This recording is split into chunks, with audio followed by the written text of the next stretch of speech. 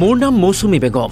আগতে মৌচুমী কলিতা আছিল এতিয়া মোৰ নাম হ'ল মৌচুমী বেগম কেছিল মৌচুমী কলিতা মই নিজ ইচ্ছাৰে হিন্দু ধৰ্ম ত্যাগ কৰি ইছলাম ধৰ্ম গ্ৰহণ কৰিছো নিজৰ ধৰ্ম ত্যাগ কৰিছো হিন্দু ধৰ্ম ত্যাগ কৰি মই ইছলাম ধৰ্ম গ্ৰহণ কৰিছো হয় এইগৰাকী হিন্দু মহিলাই হিন্দু ধৰ্ম ত্যাগ কৰি গ্ৰহণ কৰিছে ইছলাম ধৰ্ম হলনি কৰিলে নিজৰ নামও কিন্তু কিয় এই সিদ্ধান্ত ললে মৌচুমীয়ে 13 বছৰ পূৰ্বে ধুবুৰীৰ নিতুল কুমাৰ দাসৰ সৈতে বিবাহপাশত আবদ্ধ হৈছিল মৌচুমী কলিতা মৌচুমীৰ আছে দুটিকৈ সন্তানো কিন্তু পূৰ্বৰ স্বামীৰ বিৰুদ্ধে অত্যাচাৰৰ অভিযোগ তুলি বিবাহ বিচ্ছেদ হয় মৌচুমীৰ মাতৃগৃহ লালগণেশত কিন্তু আজিৰ পৰা 2 বছৰমান পূৰ্বে সোণতলীৰ মামুদ আলীৰ সৈতে প্ৰেমৰ সম্পৰ্ক হয় আৰু অৱশেষত নিজ ধৰ্ম ত্যাগ কৰি তথা নাম সলনি কৰি আদালতৰ জৰিয়তে মামুদ আলীৰ সৈতে বিবাহপাশত আবদ্ধ হৈ পৰে মৌচুমী মামুদ আলীৰ সৈতে বিবাহৰ পাছত মাতৃগৃহৰ লোকৰ হাৰাশাস্তিৰ সন্মুখীন হোৱাৰ অভিযোগ তুলি মৌচুমী বেগমে ক'লে এনেদৰে তাৰমানে মোৰ নাম মৌচুমী কলিতা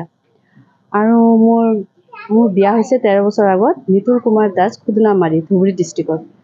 তো তাৰ লগত মোৰ ডিভোৰ্স দিছোঁ মই তাৰ লগত মোৰ সংসাৰ নহয় সি বহুত টৰ্চাৰ কৰে মোক সেইটো কাৰণে তাৰ সংসাৰ বাদ দি তাইক মই ডিভোৰ্স দি মই এতিয়া 3 মাহ আগতে মামুদ আলীৰ লগত কোৰ্ট মেৰেজ কৰিছোঁ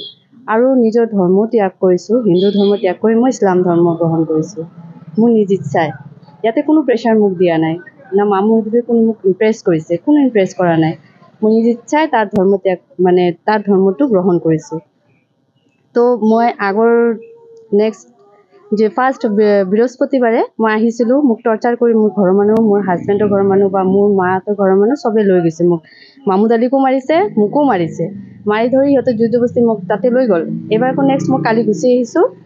এতিয়া মই জানো চেম চিষ্টেমে হ'ব আকৌ নিব আহিব মোক আকৌ সেই এনেকুৱাই টৰ্চাৰ কৰিব মামুদ আলীকো তো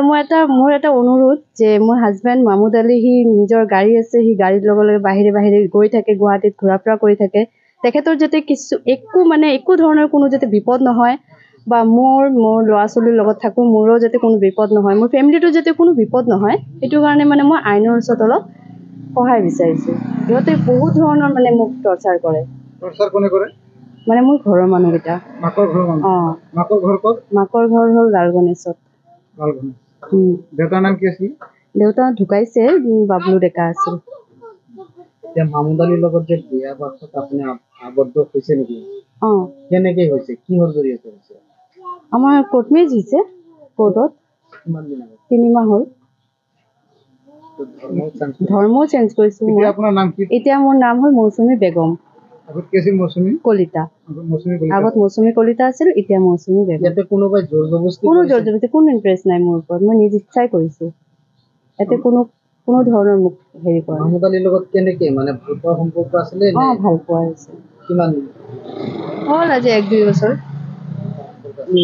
আপুনি জানে যে তেওঁৰ বিষয়ে যে তেওঁ এটা ইছলাম ধৰ্ম মই চব জানি কিনি তাৰ লগত আহিছোঁ আপোনাৰ ডিভোৰ্স কেতিয়া হৈছে ডিভোৰ্স হ'ল তেখেতৰ লগত কোৰ্ট মেৰেজ কৰাৰ আগতে মোৰ ডিভোৰ্স হৈছে এটা ল'ৰা এটা ছোৱালী ল'ৰাজন মোৰ মাৰ ঘৰত আছে ছোৱালীজন 3 বছৰ সেইকাৰণে মই লগতে লৈ আহিছোঁ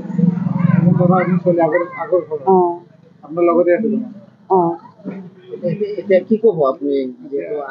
আইনৰ সহায় লৈছে এতিয়া আপুনি কি ক'ব বিচাৰে সংবাদ মাধ্যমৰ জৰিয়তে কি ক'ব বিচাৰে